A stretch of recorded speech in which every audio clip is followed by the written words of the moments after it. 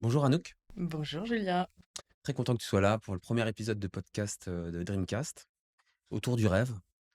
Donc je t'ai demandé d'amener 3 objets qui te définissent. Mhm. Est-ce que tu peux nous les montrer? Alors, ouais, je peux. Alors, tu m'as demandé un livre quand même. Ouais. Je précise. Alors, je montre ce livre donc, qui s'appelle Winning.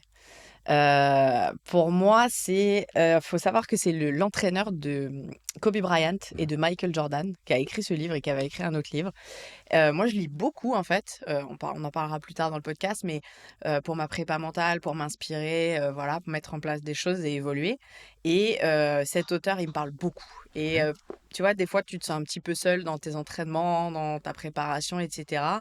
Et tu as l'impression d'être incompris.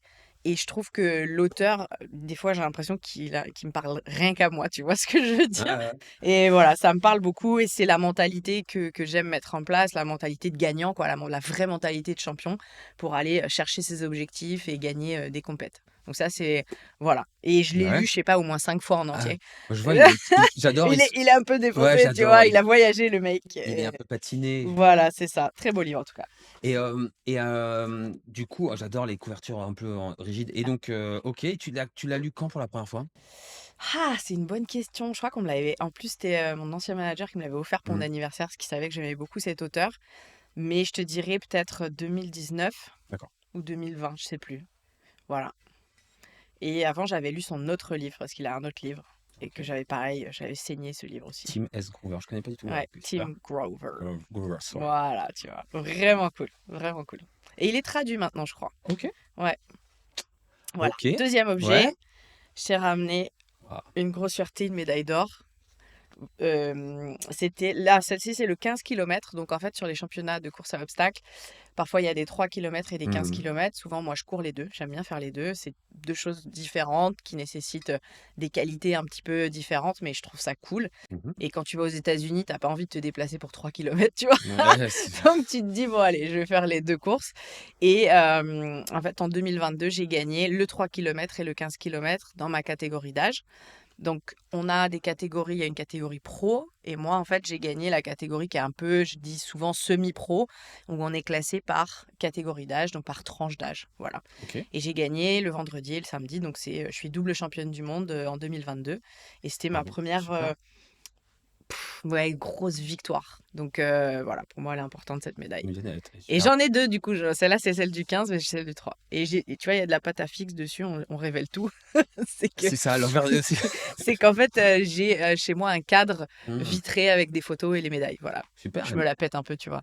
Non, mais attends, Ah, il faut être voilà, faut se souvenir un peu de ces choses et de ces victoires. dans le Vermont. Ouais, dans le Vermont aux États-Unis, ouais. C'est très Raconte-nous, sympa. ouais, ouais. On a vu même des ours, tu vois. Trop bien. Ouais, on a vu un ours qui était de- devant la porte de chez nous la veille de la course. Mais du coup, l'ours, nous l'avons surnommé Gold parce qu'il m'a rapporté une gold medal. Je pense qu'il m'a porté chance, Dans ce cas. l'ours. 2023 et 24, 25 aussi, tu prépares peut-être cette course-là en Alors, 2025? en 2024, du coup, j'ai gagné aussi, Ok. mais j'ai gagné le 3 km et le 15 km, j'ai fini deuxième, Ok. mais à 9 secondes de la Oh, première. trop. Il y a eu un combat de lionnes. Ah ouais. On était trois à se fighter jusqu'à la ligne d'arrivée. Mais c'était génial. C'était les moments qu'on adore. Hmm. Et en 2023, non, j'ai pas participé parce que j'ai préparé. Nous allons voir ce troisième objet. Du coup, j'ai préparé ça, la Tour Eiffel. Trop bien. Magnifique. Et tu parles donc de rêve. Et Hmm. ça, je l'ai rêvé pendant 1 an et demi. Et cette photo, voilà, c'est ce que j'ai visualisé pendant 1 an et demi. Donc voilà, de la voir, c'est énorme. Alors, voilà, raconte-nous Qu'est-ce un que petit j'ai fait? voilà, Ouais. raconte-nous un petit peu, voilà, qu'est-ce que c'était, Alors, en fait, j'ai eu cette idée folle, ouais, ce rêve un peu d'ailleurs, un peu ouais, fou, de vouloir battre le record du monde du plus long grimpé de corde, OK.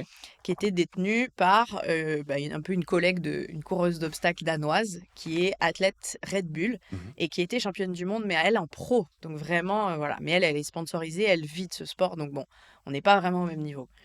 Et je vois que c'est 26 mètres. Elle a fait 26 mètres. Je me dis, 26 mètres, Waouh! C'est facile. Pour moi Bon, déjà, ouais, pour le autant commun des mortels, comparer à ça fait ça. pas. Ouais. Mais pour moi, je me suis dit, c'est facile. Je pense que je peux aller plus haut.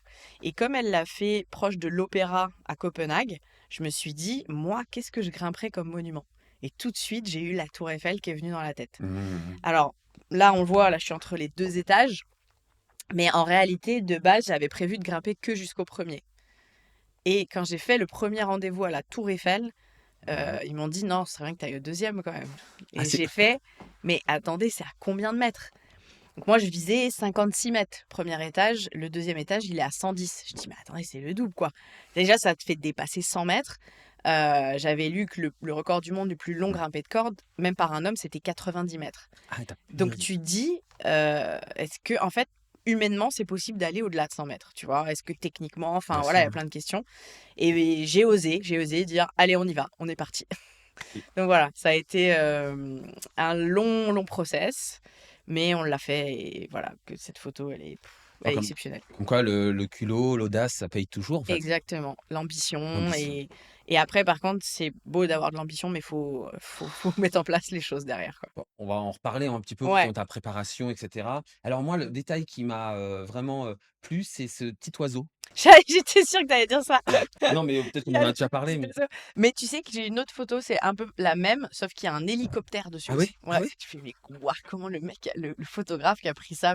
Merci à lui parce qu'il a chopé cette image et c'est vraiment ce que j'avais en tête et c'est lunaire, enfin, Mais c'est trop beau parce que tu t'envoles, tu vois? C'est il y a le ce ouais, ciel ah non, bleu en ouais, plus. ouais. Non, non, mais en plus, on a eu une journée extraordinaire, enfin, voilà, C'est sublime. quand je vois ça, à chaque fois, je me dis: «C'est pas possible, c'était pas vrai», tu vois? C'est tellement, tellement dingue que tu l'impression que c'était vraiment qu'un rêve, en fait, ce truc. Bah, ouais, non, mais c'est génial. Alors on va un petit peu donc bah, je te remercie d'avoir apporté toutes ces magnifiques objets. Les reliques! Des reliques, voilà, des talismans, Ouais, c'est ça. des alors, on va un petit peu justement bon, bah, voilà, c'était un petit peu ce qui te définit. On va maintenant un petit peu savoir un petit peu, comment tu as réussi à en arriver là, à réaliser tes rêves Mmh mh. et donc voilà, je vais tout simplement demander, voilà, comment ça s'est passé ton enfance? Quels ont été tes premiers contacts avec le sport? Hem, Quand j'ai en fait, faut savoir que je viens d'une famille Mmh. qui alors ils étaient pas gymnastes vraiment. Ma mère, elle a fait de la gym et tout ça, mais mes grands-parents tenaient un club de gym, donc une association sportive de gymnastique. Mon grand-père était le président, Mmh.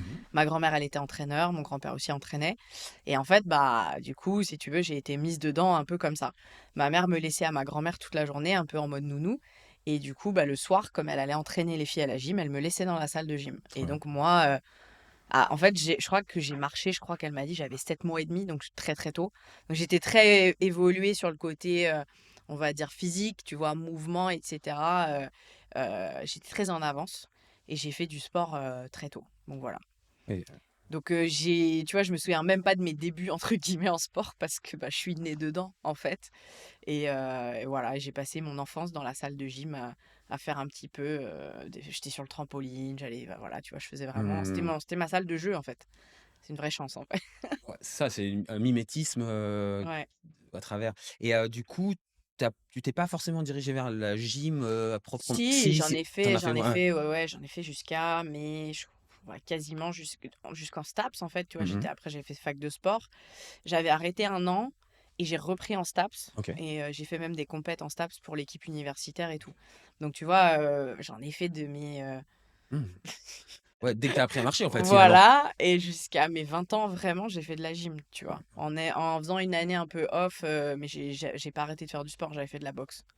Voilà, donc tu vois, j'ai pas arrêté. La complémentarité, Jamais arrêté. Mais ouais, ouais, pour moi, le sport, c'est vital, tu vois? Ça fait partie de je trouve que si tu pas au moins une dépense, enfin une activité, je parle pas de faire un sport en compétition ou des je trouve que c'est un besoin, en fait. ouais, en fait, tu peux combien de jours t'arrêter à ne pas faire du sport? C'est une bonne question ça. Non, la vraie question c'est si tu t'arrêtes de faire du sport au bout de combien de jours, tu es insupportable? Tu vois? C'est ça. Non, je rigole, mais je peux pas vraiment alors après, tu vois, c'est quoi le sport? Ça tu vois, chacun a sa définition, Mmh. mais tous les jours, je vais marcher même, je peux pas si je vais pas me dépenser un peu, je suis pas bien. Ouais, il y a un truc qui va, faut vraiment que je sois malade pour que, j'aille pas marcher dehors, que j'aille pas, même si c'est 20 minutes, 20-30 minutes, tu Mmh. vois? Pour moi, c'est important Ouais, de bouger, quoi. le Juste mouvement. de bouger, voilà. Donc je sais pas, des fois je fais des trucs un peu off, tu vois? On fait des moments où on essaie de pas s'entraîner pendant 1 à 2 semaines, Mmh. mais je fais quand même une activité un peu sportive. Pour certains, ils me diraient: «Mais tu fais du sport, en fait». Ouais. Je me déplace en vélo, je marche, je fais des étirements, donc tu vois? C'est une forme de sport, mais très allégé, quoi.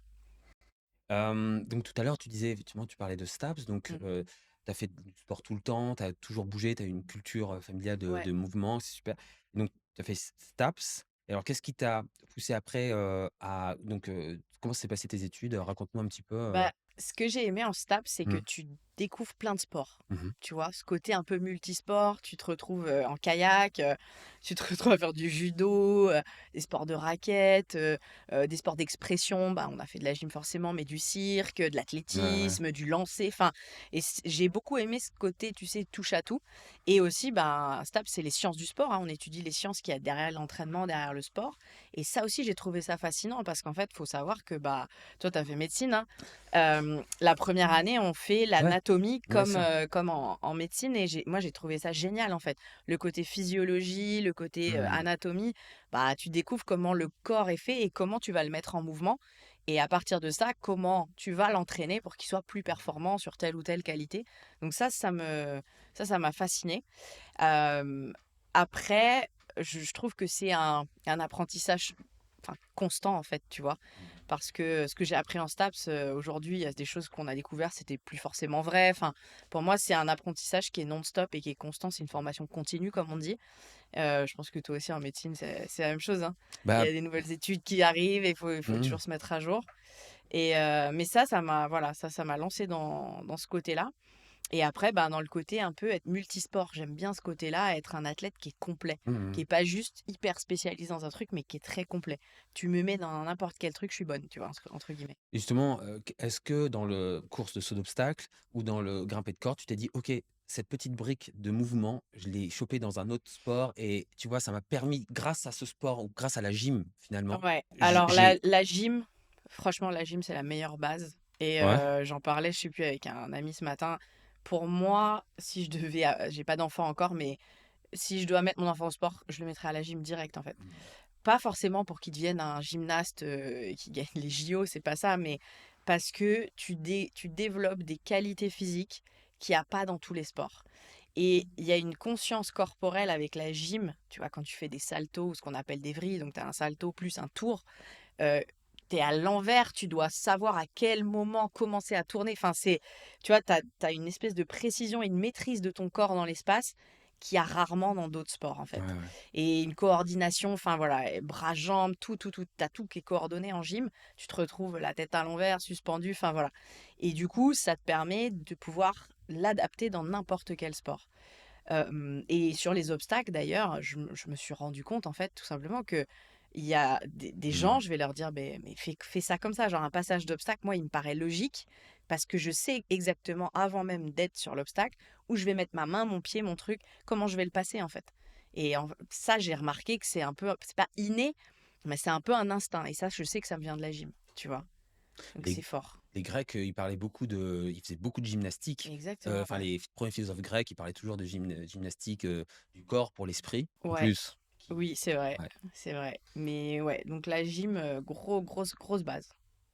Et alors, pour moi, voilà, donc culture, familiale de sport, STAPS, tu as appris donc aussi l'anatomie, le plan Ouais, théorique, qui t'a conduit à être, coach ouais, sportive, aussi exact. également après Mmh, et finalement, pour moi, artiste, avec, un moyen d'expression qui est l'activité physique. ouais. Parce que pour moi, la définition d'un artiste, c'est quelqu'un qui transmet des émotions, qui transmet des valeurs, qui transmet des voilà, des motivations profondes Mmh. qu'on a un peu tous dans notre cerveau en commun Ouais. et pour moi, voilà, quelle a été ensuite après, STAPS, cette, transformation?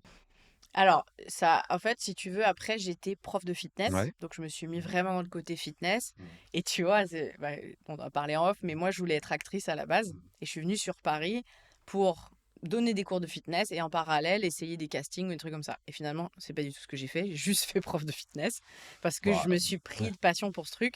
Et surtout, j'ai découvert des cours dans des clubs comme l'Aqua Boulevard où tu as 150 personnes. Et quand tu es sur une estrade devant 150 personnes, c'est même plus un cours de fitness, ça devient un show. Et en fait, j'ai juste surkiffé ça. T'as un micro, t'as la musique, t'as les gens, enfin, il y a une énergie extraordinaire. Et je me suis dit, en fait, moi, je veux faire ça. Parce que le côté, justement, sport, il est trop puissant chez moi pour complètement l'enlever, tu vois. Donc, j'ai fait en gros ouais, une bonne dizaine d'années à tourner un peu dans les clubs de fitness, à donner des cours et à progresser. C'est-à-dire qu'à toujours, Mmh. moi, j'ai besoin d'être la meilleure possible dans ce que je fais, tu vois. J'ai des standards d'excellence qui m'ont été, je pense, transmis de la gym. En gym, c'est, tu vois, tu vises la perfection, tu es Mmh. jugé, il y a tout un truc et ces standards, je me les impose partout. Et sur le côté fitness, du coup, bah, tu vois, j'ai voulu, passer des grades et être la meilleure dans les cours dans lesquels je donnais et bah, en fait, j'ai adoré. J'ai passé des supers années. J'ai été aussi manager de club et après il y a les Spartan Race qui sont arrivés en France et juste avant, pour la petite histoire, j'avais fait des bootcamps militaires. Des bootcamps militaires, ouais, ouais, dans des cadres de séminaires pour le fitness et j'avais été encadrée par des anciens commandos marines, donc des forces spéciales et en fait, 3 jours en mode recrue et on a fait le parcours du combattant et j'ai surkiffé le parcours du combattant. Donc je me suis dit: «Ah ouais, attends, Spartan Race, ah c'est un parcours d'obstacles et tout. Ah ça peut me plaire» et j'ai coaché une équipe et après j'ai dit: «Non mais là je veux le faire tout seul et toute seule et je veux gagner en fait». Donc voilà, c'est parti de ça et là en fait j'ai voulu vraiment performer sur les courses à obstacles. Voilà comment c'est un peu arrivé, quoi. Alors, c'est une question, est-ce que tu es plus à viser la lune pour avoir les étoiles ou viser les étoiles pour avoir, au pire, tu nous en as parlé, hein, ou viser, les étoiles pour, au pire, avoir la lune? Mmh. Moi, je vise toujours le plus haut. Ouais, toujours, toujours, Toujours, toujours, ouais. ouais. Tu te dis, et même je vise plus haut que le plus haut, en fait. Tu vois ce que je veux dire? Ouais, bah, non, mais Parce que bien quand, sûr, hein. je trouve que souvent, l'erreur, quand on pose un objectif, c'est qu'il est pas assez haut. C'est parce que, de manière générale, on a tous des croyances limitantes, on se pose tous des Mmh. barrières, des limites par rapport à, bah, comment on a été conditionné étant jeune, par rapport, à la société, par rapport au regard des autres, par rapport à plein de choses et en fait, je trouve qu'on voit jamais assez grand. Et tu vois, la tour Eiffel, si je m'écoutais, tu te dis: «C'est impossible», tu vois? Et si tu écoutes tout le monde, si j'écoutais tout le monde, c'est impossible, je me serais jamais lancée dans ce projet. Donc tu vois, quand je te dis: «Faut viser plus haut que haut», en fait, c'est ça, c'est tu vois, je me dis: «Ah ça, c'est faisable». Non, va chercher encore plus loin, en fait, tu vois? Et je pars du principe que rien n'est impossible et que du coup, bah, tout ce que je veux et tout ce que je peux imaginer, je suis capable de le mettre en place. C'est une phrase de Walt Disney que j'aime bien aussi, c'est si tu peux rêver, tu peux le faire. Si tu peux le rêver, tu peux le faire, en fait, tu vois. Et voilà. Et je pense que donc viser le plus haut que le plus haut qu'on peut Ouais, avoir en tête. et on a des biais cognitifs d'autocensure, Exactement. aussi du groupe, des biais de groupe. C'est-à-dire quand tu Mm. écoutes les gens et ça, justement à la Tour Eiffel, tu as réussi à ne pas écouter, il y a beaucoup de gens, je pense, dans ton entourage qui t'ont déconseillé et tu as réussi à justement à caper, Ouais, j'ai réussi à faire ça. En fait, avec la question, et je pense que ça peut aider les gens. Au lieu de rester et de s'arrêter à «c'est impossible», parce que, bah, là, sur mmh, la tour Eiffel, tu mmh, te parles d'autorisation, tu parles de choses comme ça. Il faut savoir que je déteste tout ce qui est administratif. Je déteste tout ce qui est trucs de bureau, machin et cetera. donc je suppose qu'on t'a dit, plein de fois: «Anouk, fais le pas», tu as eu plein de gens qui t'ont dit qu'il fallait pas le faire, tu as réussi à caper? Ouais, heu, tu vois, en fait, c'est un truc où tu te dis: «Mais c'est l'idée, elle est géniale». Déjà, au fond de toi, tu te dis: «L'idée est folle», tu vois? Mais c'est une bonne idée parce que des fois, j'ai des idées tous les jours et des fois, tu te dis: «Non, peut-être qu'il y a pas toutes les idées qui sont bonnes à mettre en place et à lancer des projets dessus». Mais celle-là, tu vois, il y avait un truc où tu sais, au profond, en fait, sur Bien lequel sûr. j'étais persuadée et au lieu Mmh. de m'arrêter juste à: «C'est impossible», je me suis posé la question: «Comment c'est possible de mettre ça en place?» tu vois? Comment? Qu'est-ce qu'il faudrait faire si je voulais mettre ça en place? Et la première chose, c'était techniquement, est-ce que c'est faisable, tu vois? D'accrocher une corde déjà sur la tour Eiffel, voilà. Et j'ai dans mon entourage et ça, tu vois, le réseau, ça a beaucoup joué. Je me rends compte tous les jours de l'importance de se créer un gros réseau. C'est, un ami qui était de la brigade d'intervention de la police et qui ont, dans leurs entraînements, ils font des entraînements sur la tour Eiffel. Parce que en cas d'intervention, en cas de gros problème à la tour Eiffel, c'est eux qui doivent intervenir et c'est lui, il est responsable d'intervention hauteur. Donc tu vois, Vraiment, je l'appelle, je lui dis: «Est-ce que tu penses que c'est faisable, en fait?» Il me dit: «Techniquement, oui, on peut t'assurer, machin et tout, mais physiquement, pourtant c'est des gars de la police, hein». Je fais: «Ça, physiquement, t'inquiète». Mais du coup, tu vois, c'est parti de ça et après j'ai eu un ami qui avait un contact, un des directeurs techniques de la Tour Eiffel et en fait, c'est parti comme ça et j'ai fait mon premier rendez-vous à la Tour Eiffel en fin novembre 2022. Bon, entre fin novembre 2022 et avril 2024 où je l'ai fait, il y a eu beaucoup de choses, comme tu peux l'imaginer, mais voilà, ça s'est fait et voilà, je suis partie du au lieu de me dire: «Attends, c'est impossible», je suis partie du comment, en fait. Comment je peux rendre le truc possible? Mmh. Et je pense que c'est une bonne question à se poser Mmh. si parfois on voit qu'un projet est trop grand. Tu vois, c'est un peu comme on dit, le sommet, il est super loin, mais si tu le coupes en étapes et que tu le vois en petits objectifs, bah, en fait, ça paraît moins infaisable. Ben, c'est un peu ça, tu vois? C'est un marathon, tu te dis: «Bah, attends, 5 kilomètres, je suis capable. Ah ouais, 5 Mmh. kilomètres encore», tu vois? Et ainsi de suite. Et c'est pareil, j'ai découpé le côté 110 mètres en me disant: bah, en fait, plus de 100 mètres, c'est quoi? C'est 10 fois 10 mètres. Tu es capable de faire 10 mètres. Bah, voilà. Donc voilà, tu dois être capable de faire 10 mètres avec des pauses 10 fois, en fait. Bon, c'est pas si simple, mais tu vois, dans l'idée, si tu coupes tes Bien objectifs en sûr. petits objectifs, ça paraît plus réalisable que ce gros truc, quoi. Méthode des petits pas, Exactement, petits pas, step by step. et alors psychologiquement, socialement, voilà, de la grosse préparation, mentalement, je suppose des moments difficiles. Il faut aussi, l'envers du décor, nous raconter. Exactement. Qu'est-ce qu'il y a eu, pendant cette année et demie de Oh, préparation? oh là là, il y a eu beaucoup de choses. Il y a eu beaucoup de choses, ouais, je suppose, mais après Ah, il y a eu des hauts, des bas, des moments où il se passe rien. Ça, je ouais, crois que c'est les pires pour ouais, moi. je vois. Je préfère des moments où tu es un peu dans le dur parce qu'on Mmh. t'a dit que ça fonctionnait pas ou quoi, que attendre. Et en fait, l'attente, elle a été compliquée. Mmh. En gros, la Tour Eiffel, ce qui est compliqué, c'est un monument quand Ouais, même énorme. Donc, il y a beaucoup de contraintes. Et en fait, toi, tu es obligé en fait de ouais. suivre les contraintes, ce qui est OK. Mmh. Mais du coup, ben voilà, faut s'adapter à toutes les contraintes qu'on peut te poser et notamment la date. Voilà, l'histoire de la date, ça a été un Mmh. gros sujet. Qu'en fait, si tu veux, en juin, en fait, j'ai construit le projet parce qu'il fallait proposer un vrai projet à l'équipe de communication, et cetera, de la Tour Eiffel pour créer un événement. C'est la Tour Eiffel, ils font pas des petits trucs comme ça, tu vois. Donc, il fallait créer une histoire qui ait du sens, et cetera. Donc, j'ai mis au moins 6 mois à créer, ouais, 6 mois à créer un vrai projet. Je me suis accompagnée de la mairie de Paris, d'un producteur télé, et cetera. Donc voilà, je suis revenue avec un vrai projet et j'ai eu un rendez-vous en juin 2023 et là, j'ai eu un accord de principe pour aller chercher les sponsors et on avait une date qui devait être en septembre 2023. Pour plein de raisons, finalement, on n'a pas pu le faire en septembre 2023. À un moment, ça devait être en novembre. Enfin bref, et finalement, on a décalé à 2024. Mais il faut se dire que moi, en septembre 2023, je suis prête à grimper 100 mètres de corde.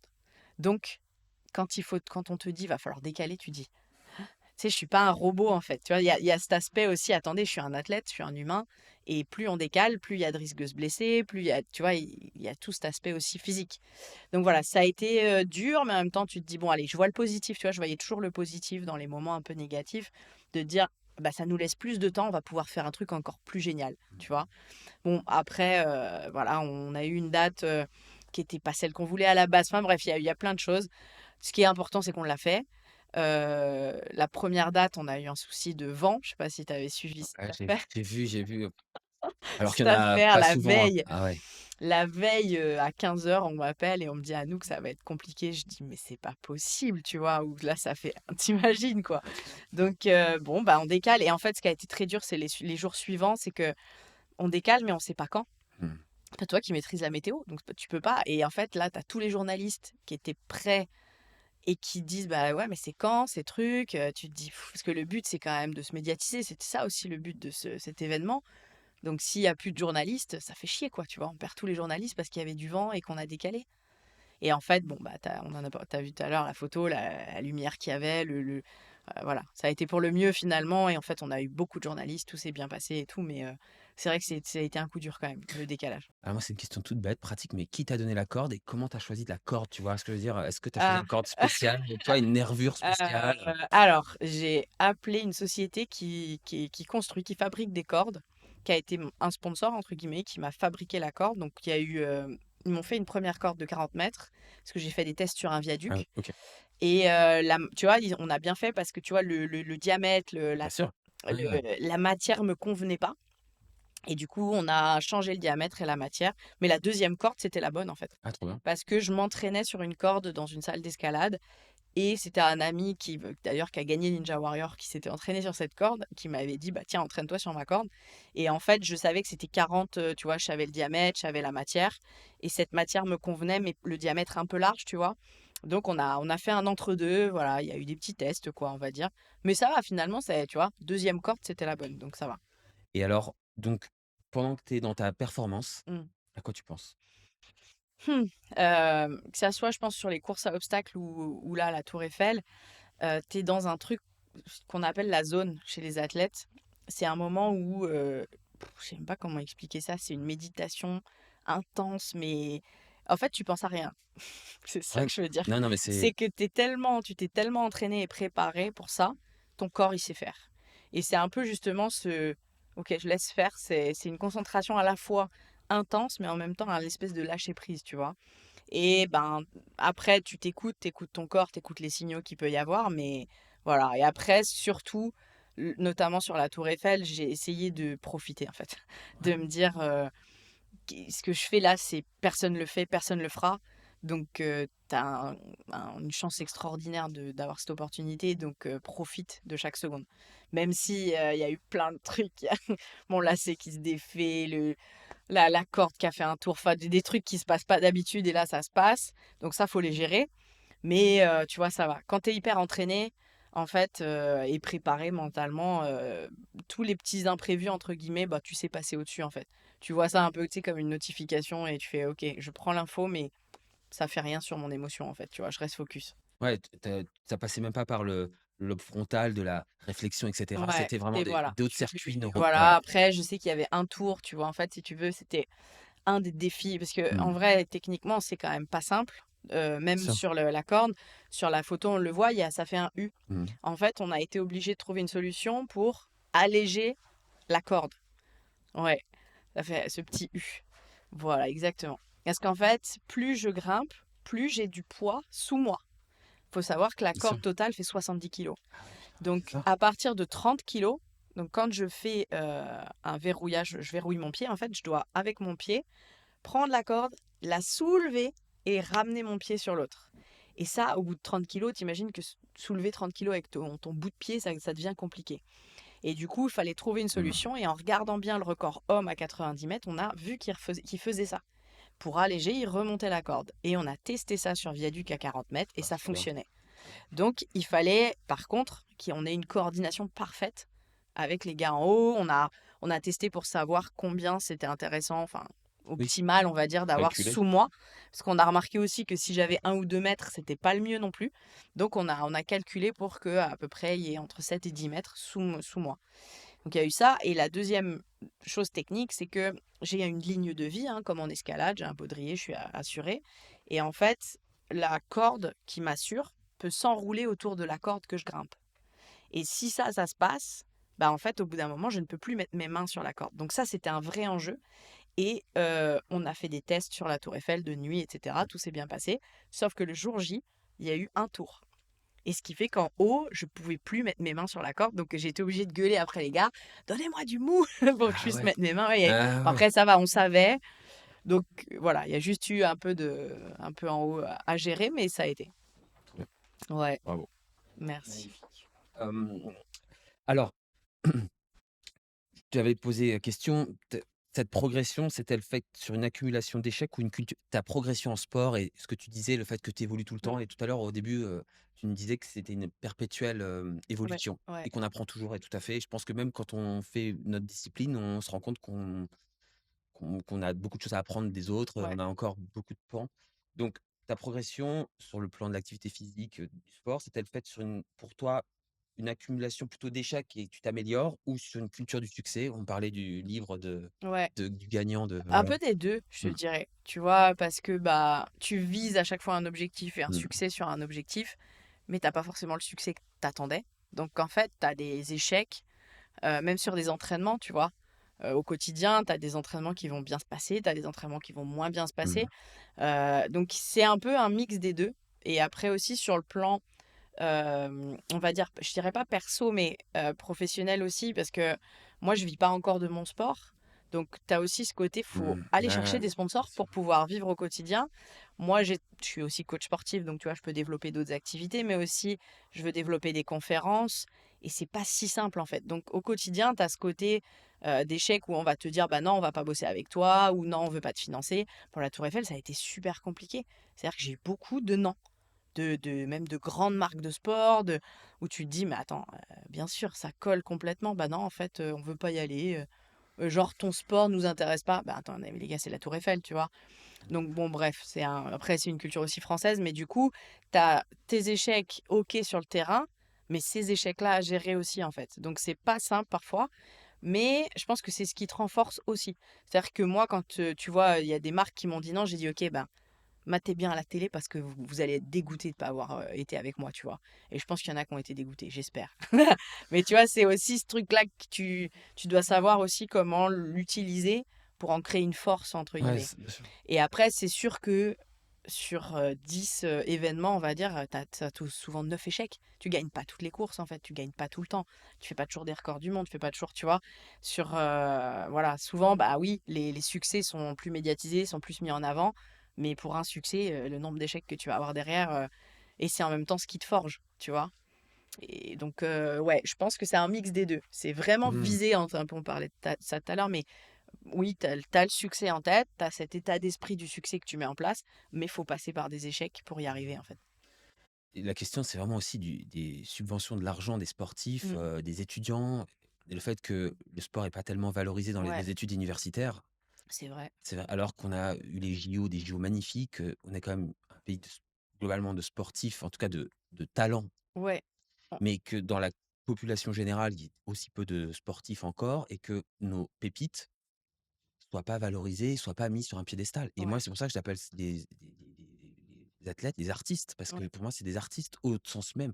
Alors, les artistes, ils sont sponsorisés, c'est des stars, mais je trouve que nos athlètes et nos pépites, pas assez, quoi. Enfin, Je suis totalement d'accord avec toi. Et là, tu vois, tout le monde, on pensait. Bah après, moi, mon sport n'est pas encore olympique, donc mmh, forcément, c'est bon, c'est compliqué, mais je pense que, tu vois, il faut mettre le sport en avant. Il y a 1000 raisons. Mais après ces JO, tout le monde s'était dit, même les athlètes, on en a parlé, tu vois, de se dire, mais ça y est, enfin, on va avoir un peu de lumière, un peu de... Vas-y, on est en début 2025, il n'y a plus personne qui veut mettre en avant le sport. Tu te dis, mais les gars, vous êtes des ouf, en fait. C'est donc, on met le sport en avant juste une fois tous les 4 ans, et encore une fois tous les, je sais pas combien, parce que c'était Paris 2024. Et tu dis, mais en fait, un athlète, il gagne pas une médaille sur une année. C'est une carrière pour avoir une médaille olympique. Et tu vois, c'est là, comme tu dis, on a des énormes potentiels en France. Mais regardons Léon Marchand, il s'entraîne pas en France. Voilà, il part aux États-Unis parce que, ben, aux États-Unis, il est dans une université, il a une bourse, il a toute l'infrastructure qu'il y a derrière. Mais en France, il avait pas les sponsors, il avait personne en fait comme sponsor, Léon Marchand. Il a ouais, c'est eu ça. un sponsor qui a cru en lui, et encore. Du coup, voilà, il a commencé à faire des perfs. Ah là, on a commencé à le regarder. Mais on ne donne pas la chance à des potentiels en France. On n'ose pas prendre de risques. Tu vois, c'est ça sur la Tour Eiffel. Là, je suis sûre que maintenant, bah, tu vois, j'espère sur mes prochains projets, ce sera plus facile de mettre des choses en place parce que j'ai fait mes preuves, entre guillemets. Mais tu dis, les gars, je suis quand même double championne du monde. Donc, si tu veux, tu comprends très bien que quand je vais chercher un objectif, je vais me battre pour y arriver. Mais la Tour Eiffel, ouais, ça a été dur. Et je me suis dit, en fait, les gens ne prennent pas de risques. On mise sur ce qui fonctionne déjà, tu vois. Ouais. Mais ça n'a aucun sens. Enfin, moi, je trouve que c'est pas le moment où Teddy Riner, il n'avait pas besoin aujourd'hui, entre guillemets. Il avait besoin il y a 20 ans quand il était pas connu. Et je trouve qu'on n'est pas assez là-dedans. Et comme tu dis, dans le même universitaire, on récompense pas le sport en France. C'est-à-dire que tu peux être le meilleur athlète de ton lycée ou être champion de France, t'as pas de bourse pour aller, tu vois. Et ouais, c'est vraiment, c'est dommage, tu vois, on n'a pas cette culture suffisamment du sport. Je pensais qu'avec les JO, ça allait changer, et en fait, rien du tout. Rien du tout, du tout, du tout. Je pensais que ça allait au moins tenir encore une année, mais que dalle, ça déjà, ça, et c'est fini. Il n'y a plus de sport, allez, c'est fini. Ah, Donc voilà. alors Donc, que même en Chine, il y a une culture sportive, qui est absolument folle et les ouais. Américains qui ont une culture, Mais même, tu sportive. vois, moi qui voyage après avec les courses à obstacles, on sent Mmh. partout, tu vois, cette envie, même notre sport, il y a une fédé en Espagne qui cartonne, en Italie, tu vois, même autour en fait. Et nous, on est là, on est tu vois, Mmh. et pour nous, c'est frustrant. C'est très frustrant parce que tu te dis, j'ai un potentiel de dingue, et je peux pas l'exploiter à 100% parce que je suis obligée quand même de travailler, de machin, de Ouais, bien trucs. sûr. S'entraîner, c'est un métier à temps complet, tu vois? Donc c'est un peu frustrant, mais bon, écoute, on se contente de ce qu'on peut et on fait quand même des perfs, donc c'est bien. Ouais, c'est ça, c'est qu'en fait, on est tellement en difficulté, mais tu vois, vous vous entraînez avec la difficulté, C'est ce ça, en qui fait, vous on est dans rend 2 combats. voilà, c'est On ça. est dans le combat de la vie quotidienne pour, tu vois, vivre et tout, et je parle de même de sport olympique, hein, je parlais de ça et tout, mais même des sports olympiques, il y a des athlètes qui galèrent au quotidien. Il y Mmh. en a qui sont obligés d'être salariés à côté. Je trouve ça, mais mais inconcevable, en fait. Et après, tu te bats dans ton sport pour y arriver, mais c'est dommage, c'est très dommage. Mais bon, c'est comme ça, hein. Marc Aurèle dit: «Une entrave à l'action favorise l'action. Ce qui se trouve sur le chemin devient le chemin». Ouais. Qu'est-ce que tu en penses? Moi, ouais, je te disais tout à l'heure, une citation, c'est un Mmh. livre qui s'appelle «L'obstacle et le chemin». Mmh. Moi qui aime les courses à Ah obstacles, oui, ouais, bah, ça ouais, ça fait ouais, écho, ouais. et c'est ça, en fait. Parce que je vais te dire un truc, c'est que au en plus aujourd'hui, on a trop le choix de faire, de pas faire, de ci, de ça, de contourner, de fuir. Tu es face à un obstacle, tu es obligé de passer à l'action. Tu es obligé de faire quelque chose Ouais. pour aller de l'autre côté, parce que ton objectif, il est de l'autre côté. Et ça, je trouve que c'est top. Parce qu'on se laisse trop le choix aujourd'hui. Donc là, quand t'as pas le choix, t'y vas. Tu vois? Et ça, c'est top. Ouais, mais ça, c'est et alors, on discute des courses, justement, des formes de Spartan qui sont arrivées en France. Tu Ouais. disais qu'à un moment, justement, ça avait changé ta vie. Tu as eu une expérience et tu t'es dit: «OK», à l'instinct. Mmh. Hem et qu'est-ce que tu penses des courses qui se diversifient de plus en plus? Comme en Angleterre, je crois qu'il y a le phare tu il y a une course dans un tunnel pendant 350 kilomètres dans Ah le oui, no dans putain, quelle horreur. quelle Oh, quelle horreur. comme, ce Français là récemment qui a gagné, Ouais, une course au Canada, qui est ouais, Yukon, Trail. ouais, ouais, ouais. D'ailleurs, bravo à lui, Mathieu Blanchard, Mathieu bravo, ouais, Blanchard, ouais que je connais bien. et qui, et donc voilà, il y a aussi quelque part, grâce à ces courses, je trouve que c'est des tremplins pour les athlètes, voilà, qui sont incroyables, qui développent des forces incroyables, des Mmh. ressources en eux extrêmement, riches et que ça peut justement comment influencer ça peut influencer justement la population, justement via des messages, comme ça de Ouais. sport et de valeurs humaines, Je pense que, tu vois, les sportifs, que ça soit moi, Mathieu Blanchard ou même, tu vois, je parlais de Mike Horn tout à l'heure que j'ai Mmh. croisé, j'ai eu la chance de rencontrer. Pour moi, c'était un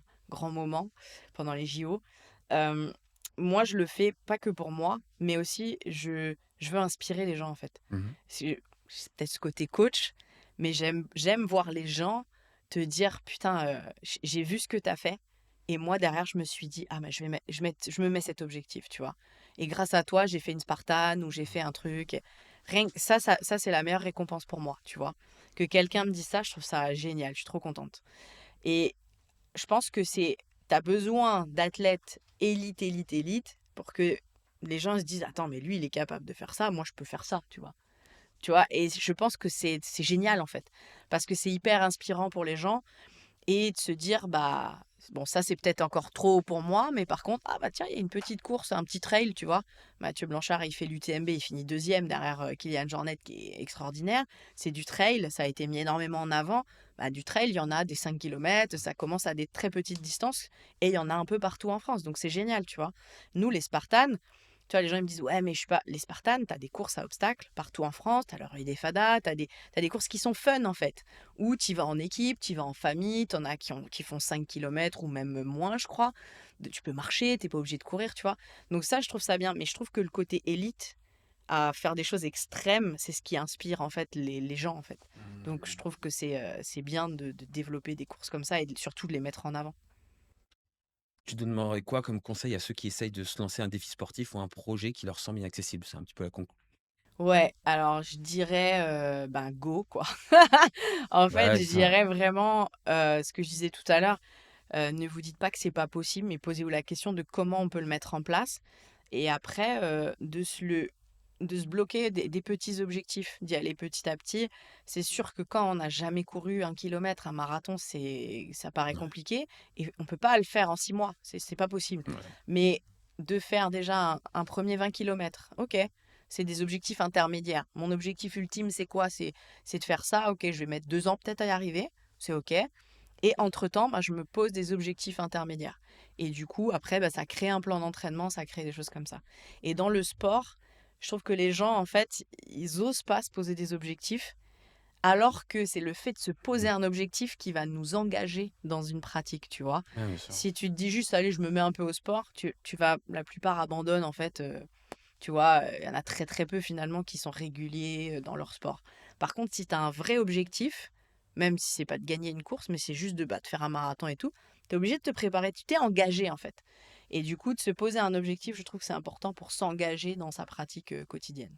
Même les frais des courses devraient être défiscalisés de moitié, tu vois? Non, mais c'est tout mais c'est non, Mais c'est vrai mais en c'est fait. vrai, tu vois? Parce que des fois, il y a un peu la barrière aussi de certaines courses qui sont assez Ouais, onéreuses pour les gens de tous les jours. ouais, c'est vrai que les marathons, c'est cher par C'est ch exemple. Ouais, c'est cher. Mais Alors, ouais, je suis d'accord. Après, les 10 kilomètres, ça va, je crois. ça va, ouais, ça va. Oui, En vrai, c'est ça va. accessible, Ouais. mais en vrai, c'est vrai que tu vois, il pourrait y avoir des aides de l'État pour Bah ça, oui, parce bien qu'en sûr. fait, bah, le sport et la santé, c'est un gros sujet. Bah, bien sûr. Il y a un problème de sédentarité là en France, c'est une catastrophe, je crois.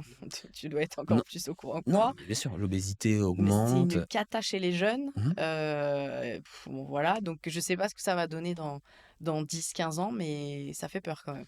Et alors justement, je fais le lien avec, donc tu as eu un partenariat pour la Tour Eiffel qui était la Ligue contre le cancer. Ouais, On pourra en parler un petit peu en lien avec, ta maman. ouais, Hem, on rappelle qu'il y a 30 de gens qui, ont un cancer qui, sont sédentaires et que le fait de faire du sport permet d'éviter, cancer du côlon, cancer de la prostate et du mm, sein. mm, En tout cas, ça a été prouvé scientifiquement ouais.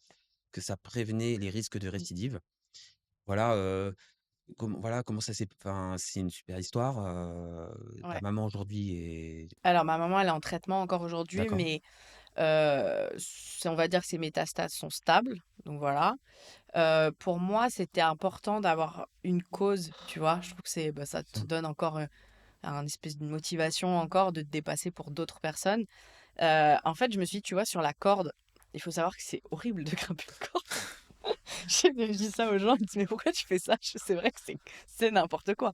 Et il y a pas longtemps, pour l'histoire, c'est que je me suis remis un objectif en tête et du coup, je suis retournée sur la corde il y a 2 semaines et en fait, je me suis dit: «Mais quel enfer! Mais qu'est-ce que c'est que ça?» Tu vois? Moi, en fait, c'est après ça va, j'ai trouvé des solutions pour des douleurs, mais ça fait mal, tu vois?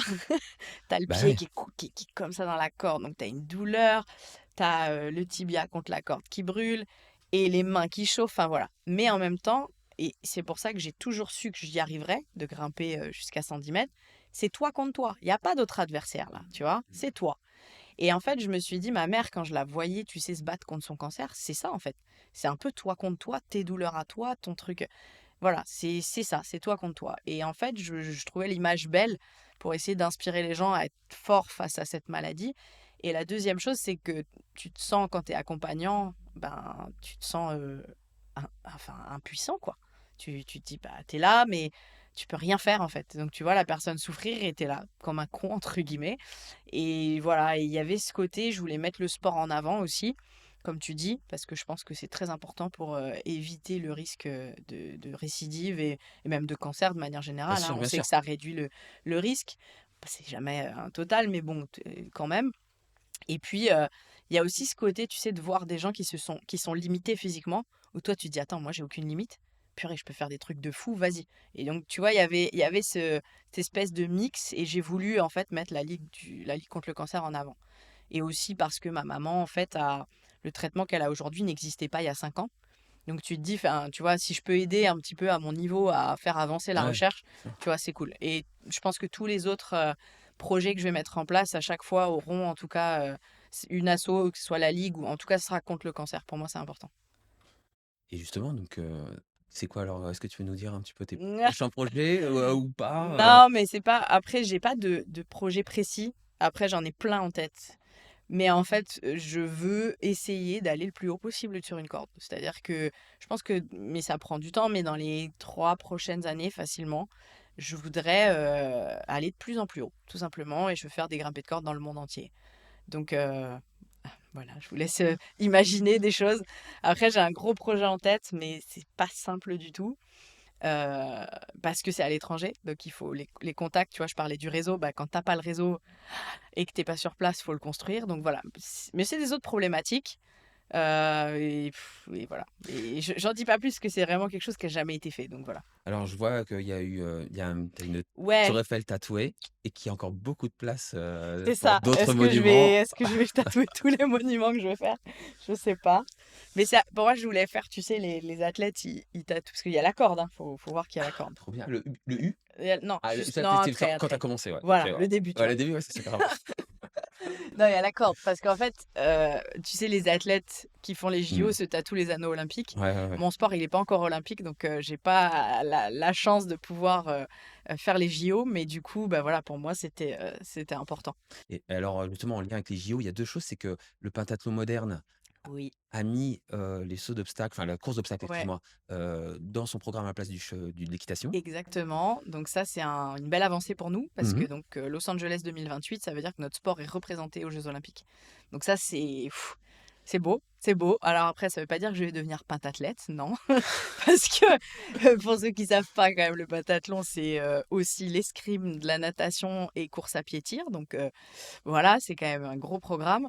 Par contre, ce qui est cool, c'est que là, je travaille avec un pentathlète pour le préparer pour son Ah trop bien. projet de Ah LA trop magnifique. 2028, en tant que coach prépa physique et puis bah, coach sur les obstacles du coup. Et après, on se dit que comme chaque discipline du pentathlon est olympique, il y aura peut-être une place pour nous sur les JO 2032. Ah C'est le trop bien. rêve, hein. Ah ouais, OK. Et notre fédé, c'est un sport qui est en train de se construire, hein, qui est Mmh. en train de se mettre en place, se standardiser. Donc voilà, comme on a beaucoup de formats différents, tu vois, déjà tout à l'heure, tu as entendu 3 km, 15 Mmh. km. Sur le pentathlon, ils ont choisi de mettre le 100 mètres. Donc c'est un format ninja très rapide. Donc tu vois, il y a plein de formats. Donc la question, c'est quel format serait le format olympique? Donc c'est en train de se chercher, mais j'ai bon espoir de faire les JO un jour. À 65 ans, non, je rigole. Mais ça alors d'ailleurs, moi je trouve que alors j'ai adoré tout le monde a adoré ces jeux, je pense et cetera, mais je trouve que, les JO sont réservés alors il y a déjà les JO, classiques et puis les paralympiques, Mm. mais il y a pas, bah, les seniors, les vieux comme moi, C'est vrai qu'il qui pourrait y enfin avoir des JO, des Olympiades des seniors, ça serait marrant. non mais tu vois après et je trouve que c'est tu vois, ça fait alors on met la lumière sur tout le monde, on est un peu exclusif et cetera, mais tu vois il y a des mecs qui ont fait des performances à 50, 60 ans qui Ouais, sont ouais, non, mais je suis incroyables, d'accord. tu Ouais, vois? ouais, non, mais complètement. Et bon, après voilà, c'est parce que je fais partie de voilà, je suis de l'autre côté, je suis de la Mais barrière tu des sais vieux, que, mais bah, fais les CrossFit Games. Tu sais que les CrossFit Games, donc mmh. les jeux CrossFit là, il y a des catégories à plus de 70 ans. Ah ouais? Ouais. Et je peux te dire que c'est des machines, hein. Bah, c'est ça, hein. Les meufs, elles me démontent, hein. Elles soulèvent plus que moi en soulevé de terre et tout ça, hein. Donc, donc voilà, voilà, moi je me suis dit que je ferais peut-être ça.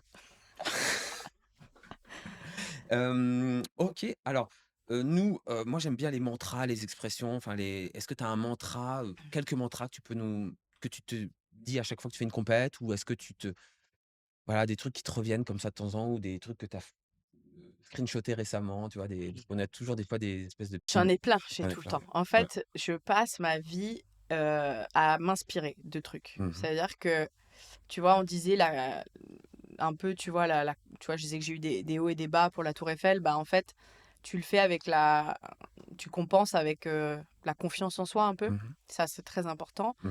Et du coup, pour booster ta confiance, bah, il y a plein de solutions, tu vois. Garder ta motivation aussi.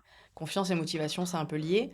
Bah, en fait, je m'inspire de d'autres athlètes, c'est pour ça que je lis, tu vois ce livre, mais je lis tous les jours au moins 15 minutes. Je lis beaucoup de biographies d'athlètes, machin, j'écoute beaucoup de podcasts, tu vois, d'autres athlètes, voilà, de Ouais, gens top. qui m'inspirent. J'écoute des musiques, j'ai des discours de motivation qui me Ouais, boostent. c'est intéressant, ouais. Des musiques, vraiment, j'ai une playlist, voilà, musique, moi, ça me parle beaucoup. Après, des mantras, il y a un mot que j'utilisais beaucoup, c'est unstoppable. Maintenant, je dis monumental aussi. Je suis monumental, je suis passée au stade suivant. Mais le mot unstoppable, pour moi, il était beaucoup de trucs. On a été championne d'Europe Spartan Race par équipe avec deux amis. Et en fait, c'était notre nom d'équipe. Et ce mot, en fait, tu vois, quand on est en compète et qu'il y en a une qui lâche un peu, on se dit juste unstoppable et on sait, tu vois. Et en fait, ça relance un peu le truc.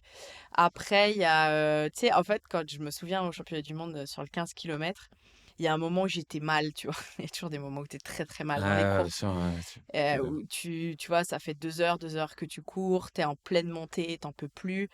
Tu la pression parce que j'étais première en plus, donc t'as la pression de derrière qui vient et en fait, tu envie de lâcher, tu vois? Et là, t'as cette espèce d'instinct de continuer et moi, j'avais des répliques de films qui revenaient, tu Trop vois? bien. Ouais, il y a cette réplique de, comment ça s'appelle ce film en français? Tu sais, La recherche du bonheur avec, Will Smith. Tu Alors vois tu ouais, vois de ouais, bien quel sûr, film? ouais, Quand il est ouais, ouais. avec son fils Mmh. et à un moment, il dit en gros, que en gros, que tu laisses personne te dire si tu es capable de faire quelque chose ou de pas le faire. Tu vas le chercher en fait, tu vois? C'est tout. Tu vas chercher le truc et en fait, c'est ce que je me disais. Genre, Anouk, c'est là, va le chercher quoi, va le chercher, tu vois? Mais c'est des répliques, des trucs, tu vois? C'est des Ouais, c'est mais par mmh. contre, ces trucs-là, ils sont ancrés en moi. C'est pas des mantras, je sais même pas comment on peut appeler Ouais. ça, mais c'est des choses qui me reboostent en fait sur des moments durs et c'est parce que je les ai mis en place tout le temps. C'est parce que c'est un travail un peu tout le temps et c'est des automatismes que tu mets en place et du coup, sur les moments durs, ils reviennent. Ouais. Et voilà.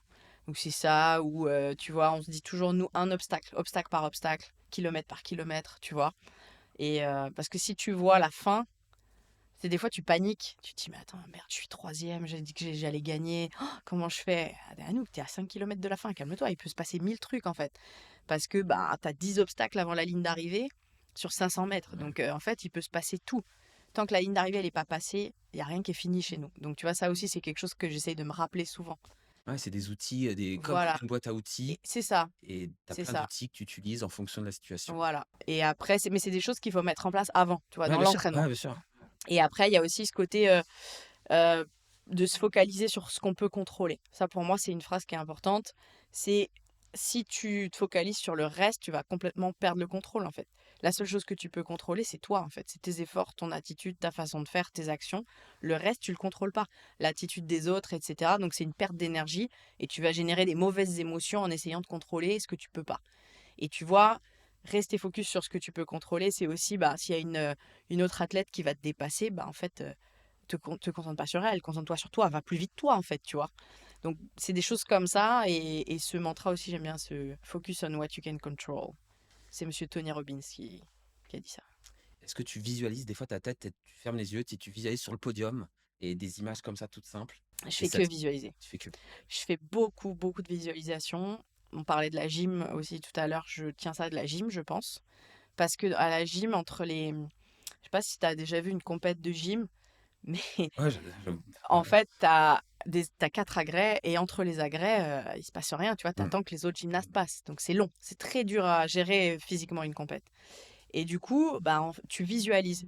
Depuis quand j'étais petite, on me disait, OK, ferme les yeux, vois ton mouvement sur la poutre. Donc tu répètes ton mouvement, mais dans ta tête. Et du coup, j'ai toujours gardé cet automatisme de faire ça.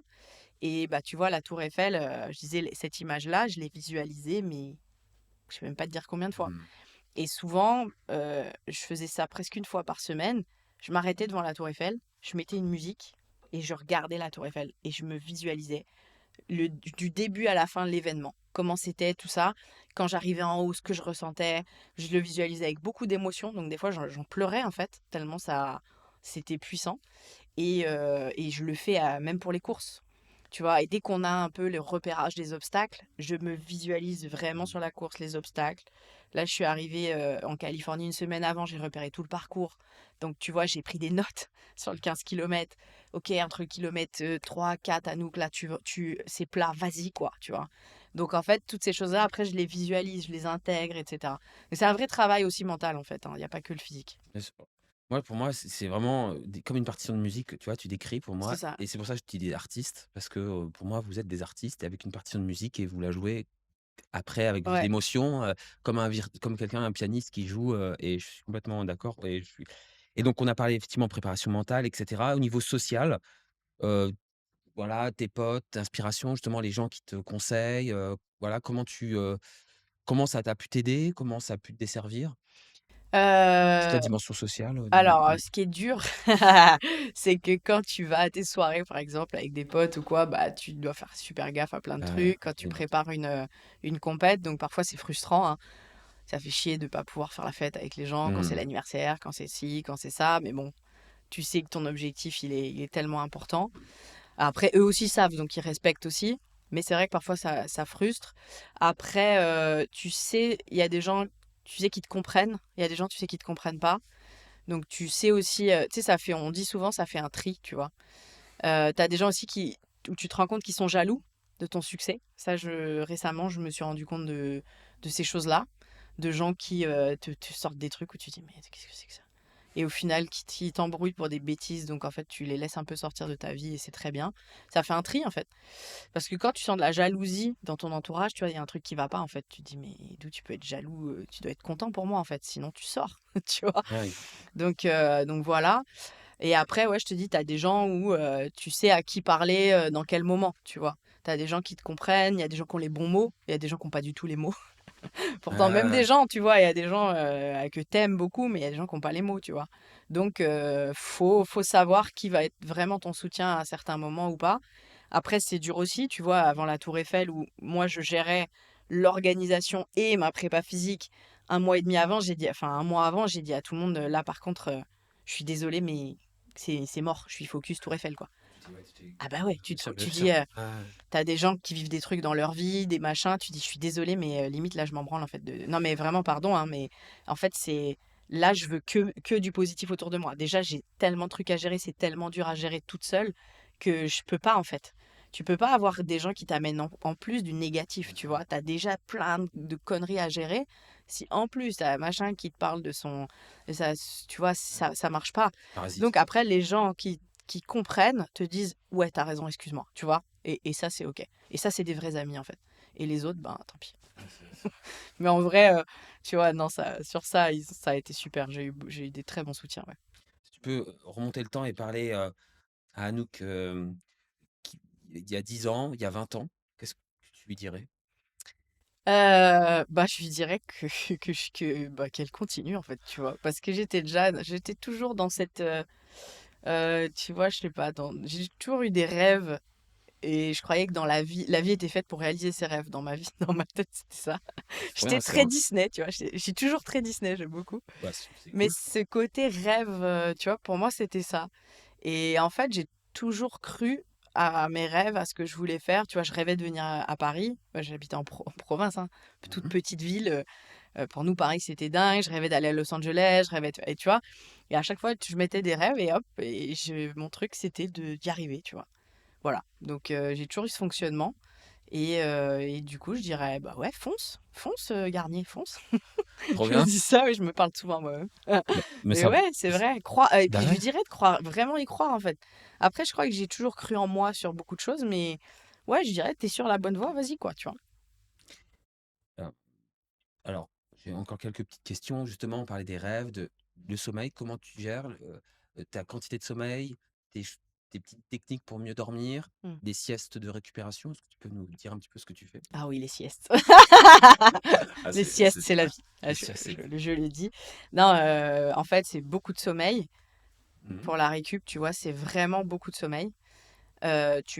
Moi, je vise 8 heures minimum par nuit. Donc, comme je me lève tôt, bah, je me couche tôt, tu vois? Et après, ouais, 8 heures, c'est bien. Surtout quand tu t'entraînes 2 fois par jour. Et effectivement, une sieste, c'est vital, hein, c'est vital. Comme je me lève tôt, en plus, tu vois, tu fais l'entraînement, tu manges, tu fais ta petite sieste là, ça, c'est trop bien. 20 minutes, 30 minutes, Franchement, 40. à chaque fois, je mets un réveil à 1 heure, tu vois.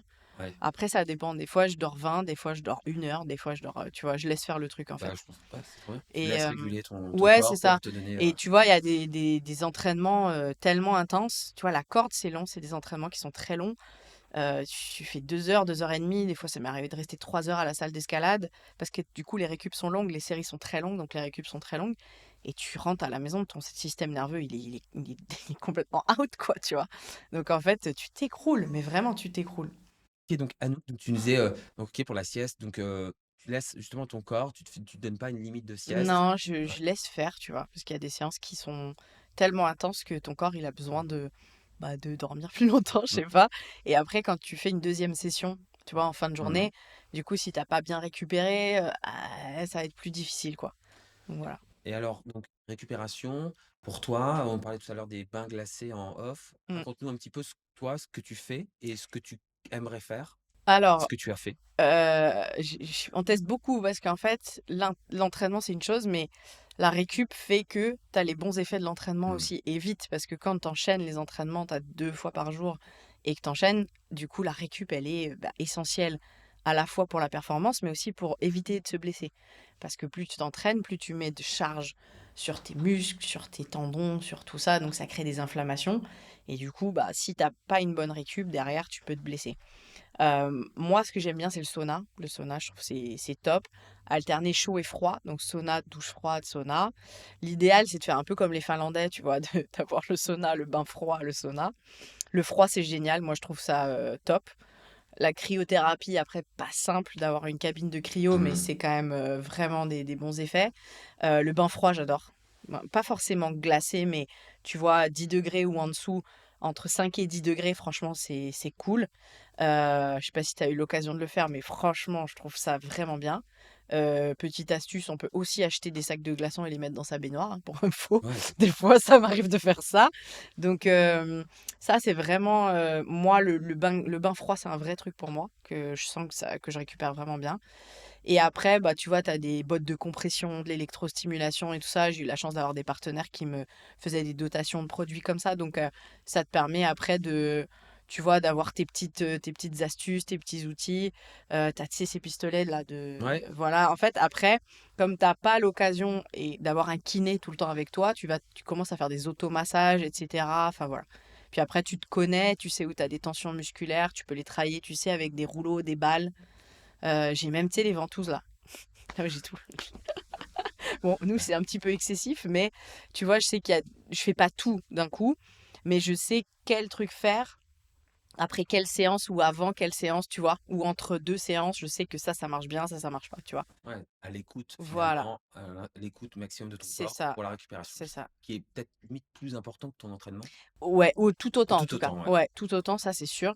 Et j'ai trouvé un truc qui a découvert, j'ai mixé, tu vois, je mixe des trucs, je Ah ouais, fais bah, des c'est trop bien. expériences sur moi-même. Bah, En fait, les bottes de compression avec du froid. Donc j'ai des trucs des manchons de compression, c'est comme on va dire, tu sais, des poches de froid là, tu ouais. vois, un peu en gel là. Mmh. J'ai des poches de compression comme ça et j'ai fait ça plus La les compresse. bottes. Ah ouais, Et trop du bien. coup, pour les jambes de feu derrière, donc ça, je sais que ça marche bien. Donc voilà, ça, en ce moment, Il c'est y a un mon truc truc. il y a un truc à breveter là. Ouais. Non, ça a déjà Ça sorti. c'est déjà sorti? Ceux Ah qui ouais. ont fait les bottes de Ah oui. compression, t'en as qui rajoutent les trucs de Ah froid ouais. aussi. Donc en fait, c'est ça qui m'a donné Ah l'idée OK. de me dire, mais attends, j'ai des bottes de Ah compression, ouais. j'ai des trucs de froid, je ferais pas les deux là. Donc Avec le voilà. truc qui vibre en même temps Ouais, limite, c'est là, mais c'est et la n'importe ventouse. quoi. Ouais, t'es là le soir, c'est très marrant. T'as des ventouses sur les épaules, les bottes de froid, le pistolet sur l'autre bras. Non, mais c'est un sketch. Mais bon, c'est cool. Mais c'est vrai que, Joe Rogan là, qui fait des podcasts, Ouais, il dit: «Tous les jours de ma vie, qu'il vente, qu'il pleuve, je fais ouais, ils mon font des bains ouais, des froids, bains ouais. froids». Et hors sport, il y a des très bons effets sur la santé. Mmh. Sur le côté bain froid, ça stimule le système immunitaire. Enfin voilà, il y a plein de choses. Je connais pas toute la liste, mais c'est assez impressionnant. Et même rien que de prendre des douches froides tous les jours. Voilà. Donc, J'essaierai de trouver des articles et de les mettre, ouais, dans non, les c'est commentaires et pour c'est que vraiment voilà. intéressant. Il y a plein de choses autour du froid. On avait parlé en off justement de Wim Hof qui fait beaucoup de choses autour du froid. Et vraiment, c'est assez dingue. Ouais, non. Alors nous, il caille à Paris, on a un mauvais Mais froid. voilà, c'est un mauvais froid, tu Ouais, vois ce c'est que ça, je il y veux a du dire? bon C'est froid. pas le bon froid dans le bain froid et dans la douche froide, quoi. Hem, Ton alimentation, donc sommeil, récupération, alimentation et activité physique, notamment, on a parlé des 3 piliers. Ouais. Voilà, qu'est-ce que toi, comment tu as évolué avec le temps justement sur ton Alors, tu alimentation? à te connaître. Mmh. Après, de toute façon, tu connais les bases. Tout le monde les connaît, les Mmh, c'est bases. vrai. On sait ce qu'il faut Mmh. manger, en fait. Et ce qui est difficile, et je pense que c'est ce switch que les gens ont du mal à faire, c'est qu'il faut pas manger en fonction de tes envies. Il faut manger en fonction des besoins de ton corps. Encore plus quand tu fais du sport, parce que si t'as pas nourri correctement ton corps, tu vas pas avoir le bon fuel derrière pour envoyer ta séance ou ton entraînement. Ça va marcher peut-être une fois, tu vois, et après, ça marche pas sur le long terme. Donc, et tu récupères pas bien. Il y a pas que juste, tu vois, avant la séance, il y a le Mmh. après aussi. Bien sûr. Si voilà, et c'est un vrai style de vie. Après, je suis un peu partisane de faire, tu sais, 80 du temps, tu fais très attention, 20 tu te lâches parce que sinon tu tiens pas sur le long terme. Et après, ouais, il y a pas trop de secrets, je trouve, tu vois, sur la nutrition. C'est vraiment l'équilibre. Moi, je suis pas forcément végétarienne. Je mange vraiment de tout. Je mange des plats végétariens, je mange de la viande, je mange. J'aime pas trop le poisson, mais je fais l'effort d'en manger un peu. Mais je te dis, je mange pas en fonction de mes envies. Tu vois, je me dis, bon, mon corps, il a besoin de quoi? Ok, Mmh. tu vois, poulet, brocoli, riz, ok. Ça, j'ai mangé ça maintenant. Le lendemain, je vais manger autre chose. Tu vois, le soir, je vais Mmh. manger différemment. Voilà, donc c'est juste de bien anticiper ça. Et après, tu te connais, moi je sais aussi que le gluten, je le digère mal. Donc je mange le moins de gluten possible. Donc dès que je peux à la maison ou dès qu'il y a du sans gluten quelque part. Et voilà.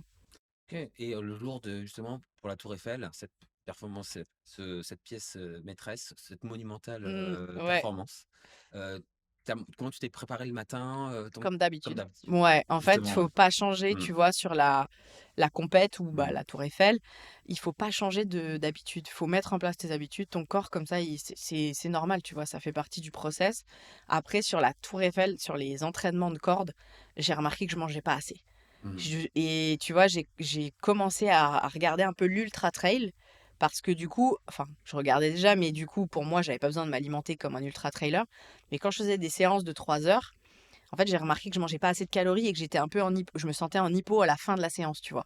Et donc, je me prenais, tu sais, les compotes énergétiques là qui prennent les trailers pendant la séance et tout. Putain, je peux te dire, t'es là, tu ça gobes. blinde, ouais, Ah, c'était là. ah Mais ouais. ça m'a aidé à tenir plus les séances. Donc après, tu vois, tu adaptes aussi en fonction de ta pratique. Des fois, quand je m'entraîne 2 fois par jour, mais j'ai une dalle, j'ai faim tout le temps. Après, je mange toutes les 2 heures presque en fait, hein.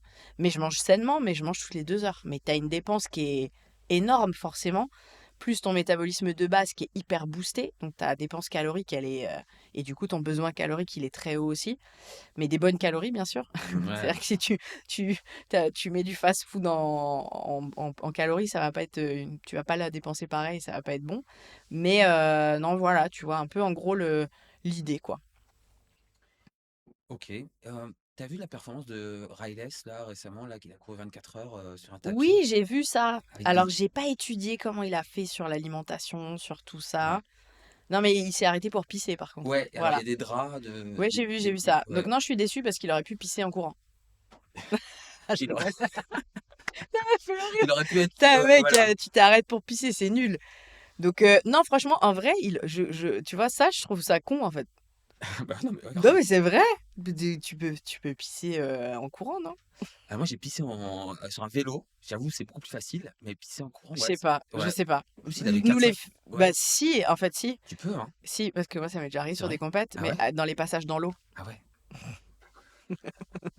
Je veux pas m'arrêter, je Bah vais ouais. perdre du temps. Ah ouais? Donc, j'attends le Ah ouais. passage dans l'eau. Ouais, Ah ouais, trop bien. ouais. Ceux qui sont derrière moi sont contents. C'est ça, c'est pour ça que tu gagnes. Voilà. Non, mais c'est vrai, en fait. Des fois, ça arrive sur les courses, Ouais, mais du coup, bah, nous, on a cet avantage. Après, je me suis dit, c'est dommage de dire je cours 24 heures et je suis obligée de m'arrêter pisser. C'est un peu con, je trouve. ouais, il a vomi une fois, donc il s'est un peu arrêté, il a saigné un peu du nez et Ah, tu m'étonnes. ouais, non mais c'est vrai, oui, Quelle idée. quelle idée. Bon, Mais après, je le comprends. Voilà, bien voilà, joué, ouais, bravo. ouais, Ouais, non, c'est ouais, non, cool, hein. bravo, bravo. Ouais, Non, c'est vrai que c'est une bonne idée. ouais, c'est cool, hein, franchement. Après, donc voilà, alors, heu, Anouk, pour toi, c'est quoi la définition du rêve? Et qu'est-ce qu'on peut te souhaiter? La définition du rêve. Ouais, Ah, c'est un gros sujet là. tu en as parlé plusieurs fois et je te remercie. Mais Ouais, ouais. moi, c'est les objectifs. Pour moi, les rêves, c'est des objectifs un peu de Mmh. vie, tu vois. Mmh. Je trouve que, ouais, pour moi, la vie, je t'ai dit tout à l'heure, c'est de vivre ses rêves, tu vois. Donc, le rêve, bah voilà, faut tout donner pour y arriver à. Faut rêver grand, je pense déjà. Et je pense qu'il faut vraiment se mettre en tête que rêver, c'est un rêve qu'on a, ça peut être un objectif et du coup, bah, faut aller le chercher. Mmh. Et c'est ça qui te rend heureux, mais aussi accompli, tu vois. Souvent, je parle de la sensation bah, que tu vois que j'ai eue en haut de la Tour Eiffel ou enfin même plus en bas, enfin aussi en bas, quand tu vois ma famille qui est là, enfin Bien voilà, sûr, tout ce ouais, truc-là, ce moment que tu as rêvé en fait pendant des mois, de passer une ligne d'arrivée, d'être championne du monde, tu vois, même juste de passer une ligne d'arrivée, t'as une émotion un peu du succès et de réaliser quelque chose de ton rêve qui est énorme. Et ça, ces émotions, c'est indescriptible, c'est incomparable et je pense que ça doit se vivre.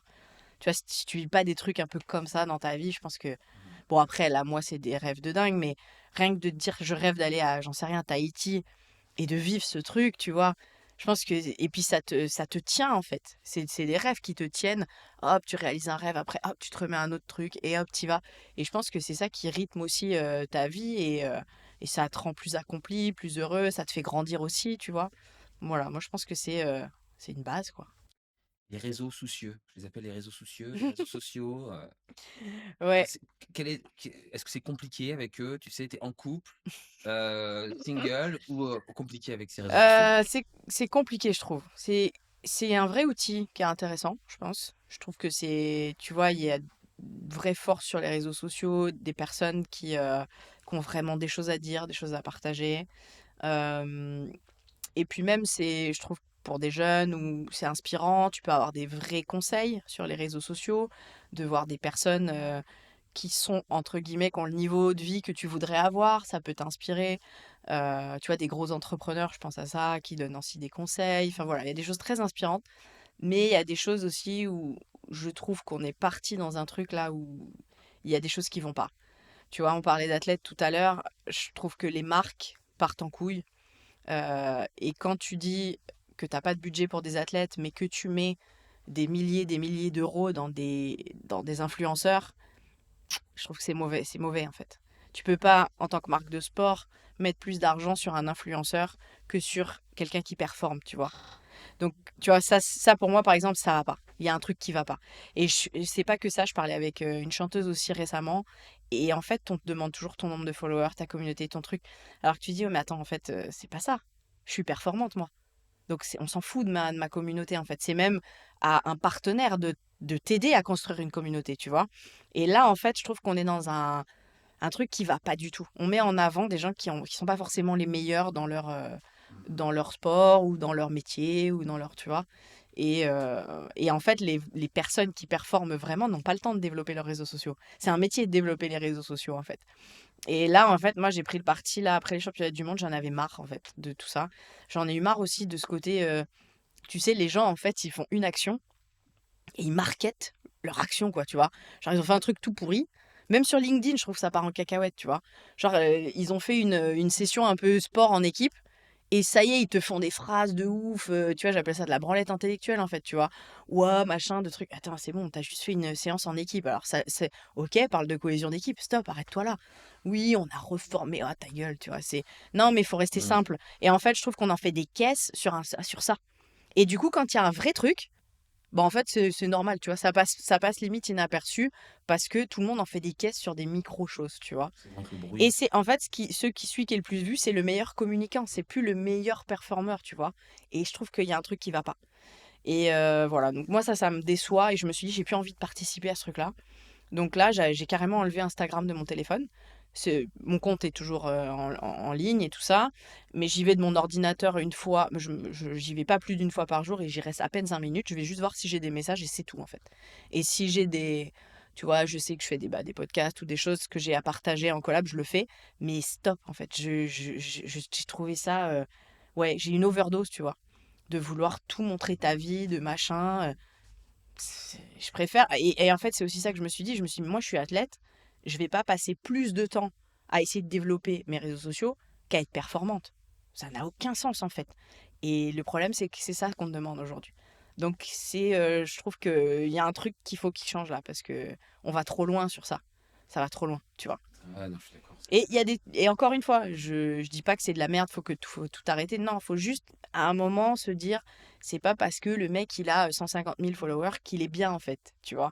Ça n'a rien à voir Mmh. entre la qualité, les compétences que tu as et les followers. C'est pas la même chose, tu vois. Donc voilà. Faut juste, ouais, voilà, c'est les dessous. De toute façon, il y a toujours du négatif. Ouais, le truc, c'est que nous, on a connu, enfin, surtout moi, dinosaure, on a connu, la période sans réseau. Mais c'était très bien aussi, hein. C'était très bien, Ouais, bien sûr, mais c'était bien en fait, c'était ouais. même peut-être même on était peut-être moins frustrés de voir, enfin d'avoir une frustration. Je crois qu'il y a un taux de dépression chez les faudrait que je fact check et cetera sur un de l'article et cetera, mais je crois que chez les adolescents et adolescentes, ça a un impact majeur sur leur, Ouais. humeur, sur les taux de dépression chez la consommation de réseaux sociaux est énorme. Ouais, je comprends parce que en fait, tu te compares. Et en Mmh. fait, comme les gens, ils montrent que des belles choses, entre guillemets, de leur vie, alors que leur vie, c'est peut-être de la merde, mais qu'en fait, ils font genre sur les réseaux, bah, en fait, tu te dis: «Ah moi, c'est de la merde ce que je fais» et cetera. Donc en fait, tu veux toujours en faire des caisses pour être sur les réseaux, tu vois?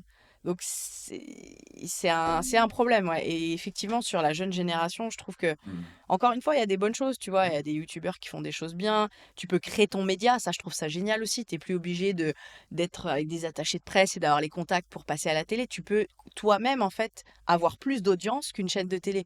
Ça, c'est intéressant, mais il faut l'utiliser bien et il faut l'utiliser correctement pour des choses qui soient intéressantes, tu vois? Mais effectivement, je pense que, je sais pas, il y a un truc, Ouais, c'est je sais ça. pas comment ça va tourner, mais je trouve que, ouais, il y a un espèce de truc qui est parti trop en couille là, donc Ouais et voilà. puis il y a tellement pas de régulation, des Ouais, bon, des alors ça, j'en parle même pas, mais ouais, c'est ça. et tu vois, depuis que je vais plus dessus, je suis contente, en fait, je suis bien, tu vois? Parce que du coup, je vois plus de tu sais, ça parce que ça te rend jaloux, en fait. Tu te dis: Bien «Mais sûr. attends, lui, il a rien fait, il est là, d'où?» Tu vois? Non, mais c'est vrai. Non, mais c'est Chaque vrai. fois, tu te dis: «Ah, lui, pourquoi lui, il fait ça et j'ai grimpé à la tour Eiffel et je suis pas là», tu vois? Tu vois, tu te compares, en fait, tout le temps, tout le temps, tout le temps, Mmh. et du coup, c'est frustrant. Bien sûr. Donc là, je me suis dit: «Allez, stop, stop», et tu prends trop de temps, dessus à créer ton contenu, ton machin, c'est un métier. Est-ce que tu as vu cet article qui était sorti, qui comparait les tweets de joueurs de NBA en fonction de l'heure où ils tweetaient? Et donc, comme ici, quand ils tweetaient tard, ils avaient des performances moins bonnes. Ils avaient croisé l'heure de Ah! tweet le soir avec les performances de points, Ah ben et voilà, cetera, de rebonds et cetera, et ils montraient que ceux qui tweetaient tard étaient bien mais moins bons, et ben que ceux voilà. qui tweetaient pas. Enfin bon, Voilà, bah, voilà. voilà, non mais c'est fou, ouais. Ouais, Donc ouais, donc tu t'es coupé des tu as complètement retiré l'application et je trouve ça top. ouais, Ouais. ouais, ouais, parce que en fait, même moi, tu vois, tu te mets dessus, puis après, j'essayais de pas suivre des gens, tu vois, dès qu'il y a quelqu'un qui me générait une frustration, quelque chose, je l'enlevais. Je veux plus suivre cette personne-là, tu vois? Mais tu sais, tu te mets dedans et en fait, tu scrolles et c'est parti. Et en fait, au bout tu passé une demi-heure sur Insta, regarder des vidéos de chiens et tout. Je suis la première à Ah, elles sont regarder ça. géniales, elles sont Les géniales. chi les chiens, ils sont trop Chien? mignons. Pas chat? Non, les chiens, moi, je suis Chien, chez pas les chat. chiens. Mais du coup non, mais tu vois? Et tu dis: «Mais ça me servait à quoi? Arrête!» Et tu vois, après, tu passes une heure à faire ton reels là, «Ah, c'est bon, en fait, ça, Ouais, je veux plus». Et en fait, là, mon but, c'est d'avoir plus de sponsors pour avoir un community manager avec moi, quelqu'un qui gère ça. C'est tout, tu vois? Donc voilà. c'est quoi une anecdote hyper marrante en course, vraiment tu t'en souviendras toute ta vie, un truc, Oh là là. Il y en a plein des anecdotes. Après, c'est pas sur moi, hein, mais combien j'ai eu de personnes qui ont craqué leur cuissard, tu vois? Leur cuissard, leur ah oui. legging, des gens qui ont fini cul à l'air, quoi, clairement. Ça, c'est très drôle. C'est parce qu'on a des barbelés, hein, faut le Ah rappeler. oui, oui, oui, oui, oui. Donc bah, quand tu veux gagner, quand tu rampes sous les barbelés, tu en as rien à foutre d'avoir le t-shirt arraché, tout ce que tu veux. Et j'ai, 3 ou 4 personnes en tête quand même qui ont fini la course, avec des parties du corps, exposées, avec Light. une aération un petit peu plus intéressante. Ouais, donc Mais ouais, voilà, donc je connais quelqu'un qui a fini vraiment, et des fois sous les cuissards, les gens ne mettent pas de slip. ouais. Donc voilà, donc vraiment qu'on finit cul nu, quoi. Donc Disqualifié ou pas? ah non, non, non, non, pas disqualifié, mais Nudité, finisher, cul nu, mais finisher. punisher. Finisher, voilà, je sais pas comment on dit, mais voilà, donc ça c'est des en course à obstacles, ouais. On essaiera Heu, de trouver une petite photo pour ajouter non, au non, non, je crois qu'il y en a pas, mais non, c'est très drôle. Donc du coup, moi, je m'entraîne toujours, enfin, je mets toujours un slip sous mon cuissard à ouais. cause de ça. Renf Vraiment, renforcer un peu, tu sais, avec une maille un peu vénère, tu vois? Genre, même pas, mais ouais, non mais tu OK. non, au cas où, tu vois? OK, bah Voilà. écoute, Anouk, merci beaucoup. Bah, merci à toi Ouais, merci. et j'espère que, bah, qu'il y aura des astuces qui pourront être utilisées pour réaliser ses propres rêves, en tout cas. Bah, ouais, les rêves, bah, je te remercie parce que voilà, moi j'aimerais discuter encore des heures. C'est notre premier, donc on va peut-être, j'espère te réinviter pour ton prochain, Mon prochain titre ou prochain titre. record, Voilà, ouais. exactement, exactement. Et puis, voilà après, tu je crois que tu pars lundi pour une course où on te voilà, on va Ouais, ouais, tu nous l'as dit tout c'est à une l'heure. compétition en équipe, ouais, D'accord, compétition en équipe, à ouais. Dubaï, ouais. OK. Je souhaite, Merci, tout, on va tout donner. tout On donner. va tout donner, on représente Paris, donc on va tout donner pour Paris. OK, bon, c'est cool. Vous êtes quoi? Vous êtes 2 ou 4, je sais plus? Non, on est 6, 6, mais d'accord, en pardon. fait, on est 6, mais il y a 5 personnes qui participent à Ah chaque OK, épreuve d'accord. pour que, voilà, on puisse varier et être en forme. Ça va être sympa. Ça va être sympa. Ouais, c'est une très belle expérience en tout cas. Ouais, bah, ouais, c'est Il y a une grande chance de faire ça. et alors les teufs, juste un peu les raconte-nous un peu les fêtes des fins de Spartan et tout, quand il y a vraiment Alors, un peu tu les vois, teufs, ouais, les gens pensent que c'est une folie, ouais, mais on est exact. crevés en Bah, fait. c'est ça en fait, Et à chaque fois, on est là, ouais, on va faire la fête de ouf et tout, tu vois, un championnat du monde aux États-Unis, t'es champion du monde, tu te dis, mais t'es crevé en fait. Donc du coup, tu fais rien. avec l'ours de la Spartan là que vous avez Ouais, mis c'est ça, genre c'est ça. Non, bière avec l'ours et tout. on avait Ouais, jacuzzi, bière et l'ours qui était passé à côté, mais bon, voilà, il était un peu loin. Mais je veux dire, tu veux faire des fêtes et en fait, t'es tellement ouais, fatigué que ouais. tu bois un coup, tu manges un burger et puis c'est tout, quoi. Chacun va au lit. Voilà Bah, comment c'est sont ça. les fêtes. Mais par contre, on fête les choses plus tard, peut-être. Ouais, c'est ça quoi, Voilà. ouais. Mais sur le moment, on a vraiment beaucoup de fatigue. Et il n'y a pas que la fatigue du jour, il y a la fatigue Ouais, accumulée de accumule mois d'entraînement, quoi. de Ouais, préparation, c'est ouais. ça. Désolée de décevoir tout le monde. Mais non, mais c'est ça, tout le monde doit te dire: «Ouais, vous Non, fêtez bien». Ouais, mais ouais. bon, faut aller à Las Vegas pour faire les fêtes. Mais si, on avait fait un lendemain de. Je crois qu'on l'a fait le lendemain, ouais. Mais tiens, le lendemain, en journée, en après-midi, fête à Las Vegas, ouais, on avait envoyé. Écoute, merci Anouk, vraiment, sincèrement, merci. Voilà, donc c'était le premier épisode de Dreamcast. Vraiment, je suis très content de pouvoir créer cette aventure avec deux collègues à l'image et au son, Thibaut et Lou. Voilà, n'hésitez vraiment pas si tous les youtubeurs disent ça ou tous les mecs sur les vidéos, à me dire ce que vous en pensez, à me dire vos commentaires, comment on peut améliorer. Le but, c'est vraiment de parler des rêves des gens et de donner des outils pour la santé et promouvoir la formation et à la santé, pour la santé. Je vous donne rendez-vous très bientôt pour le prochain épisode. Et voilà, à bientôt et faites de beaux rêves.